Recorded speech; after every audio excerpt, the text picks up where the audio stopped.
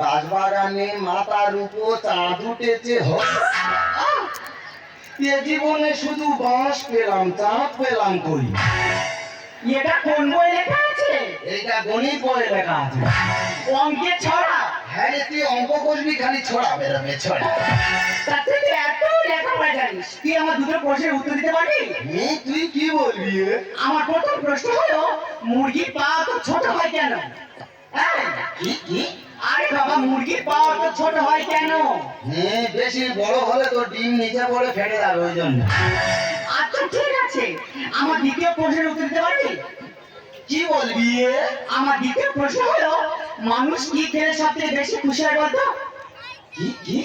আরে বাবা, মানুষ কি খেলে সবথেকে বেশি খুশি হয়? খৈনি খেলে। কেন? হ্যাঁ রে, খৈনি খেলে এত খুশি হয়, খাওয়ার আগে খালি হাততালি মারবে হাততালি। তার মানে তুমি অঙ্কে পাস করোনি? উপস্থিত ছিল নি। কেউ উপস্থিত ছিল না? হ্যাঁ, পাশে যে বস্তু সে। তার মানে আমি তো তা দেখে দেখে লিখতে হইব। এই ব্যাপার? তুই খালি আমার পণ্য করতে হয়, একটা পণ্য বলো, তুই উত্তর দিতে পারবি? আচ্ছা বল। বলবো? বল।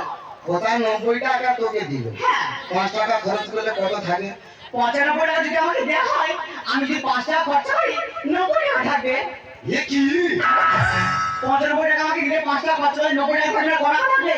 85 টাকা থাকবে। নাকি 85 টাকা থাকবে? তুই গণিত শুরু করেছিলি? আমি বিদ্যাসাগর হতুম, আমার মা রাস্তার আলো পড়তে দেওয়ানে হইনি। এই তুই আমাকে বোঝা। 95 টাকা তোকে দিলে 5 টাকা খরচ করলে কত থাকে? 95 টাকা আমাকে দিয়েছে? আরে গ্রামে 90 টাকা দিয়ে দিবি। 5 টাকা খরচ করলে কত থাকে? বাবু লেখি দি জান। একটা চলে না, তোর উল্টো পাল্টা প্রশ্ন করে আমি ছাড়িয়ে দেবো। পারে না বলে বলতেছি। আরে কি বলিস না, আমি না তোকে মনে মনে খুব ভালোবেসে ফেলেছি। চল না ওই কালী মন্দিরে গিয়ে বিয়ে করি। না, আমি মন্দিরে যাবনি, তুই যা, আমি মন্দিরে যাবো। কেন? মন্দিরে তো বেশিরভাগ সব মেয়েদের জন্য। কে বলেছে মেয়েদের জন্য?